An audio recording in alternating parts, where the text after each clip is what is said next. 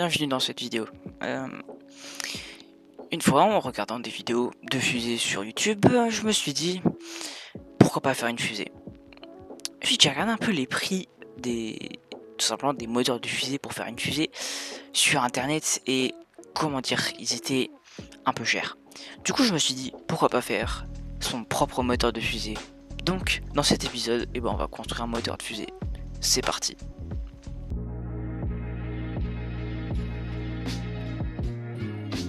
Alors, premièrement, je me suis demandé comment faire pour faire un moteur de fusée. En fait, c'est très simple. Le fonctionnement d'un moteur de fusée, c'est on a un combustible qui va faire énormément de gaz. Ces gaz vont être expulsés à grande vitesse vers une direction. Et avec le principe de action-réaction, la fusée décolle. Voilà. En principe, c'est très simple. Mais en pratique, moins. Donc, en premier, nous allons commencer par faire le propergol.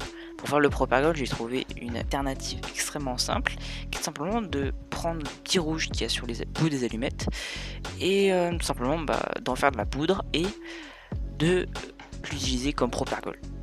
Mais bon, pour ça, il faut déjà retirer le rouge des allumettes, ensuite le broyer, enlever les petits morceaux de bois qui peuvent être à l'intérieur, puis ensuite le broyer extrêmement finement et ensuite on obtient notre propergol.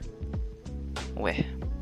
C'est long, mais bon, faut faire avec. Donc, c'est parti.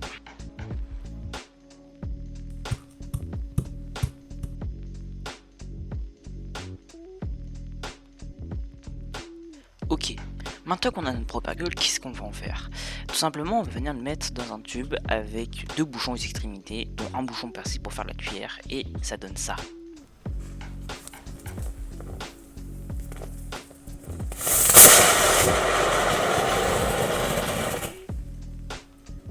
Ok, là c'est cool, du coup on a un moteur qui marche, mais le problème qu'on peut le voir à la fin, c'est qu'il brûle après le moment où il devrait brûler.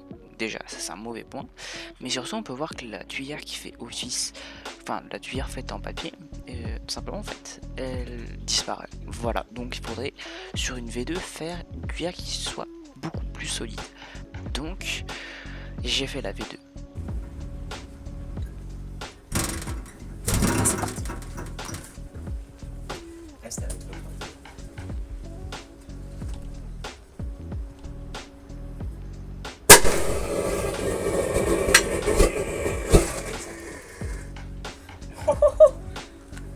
Ça a marché du feu de Dieu. Bon, déjà on peut dire beaucoup de choses sur cet essai là. Déjà premièrement on peut voir que la tuyère a sauté, voilà, qui est certainement due à cause de la trop grande pression contenue à l'intérieur du moteur. Donc en fait ça a expulsé une bonne partie du propergol à l'extérieur du moteur, voilà.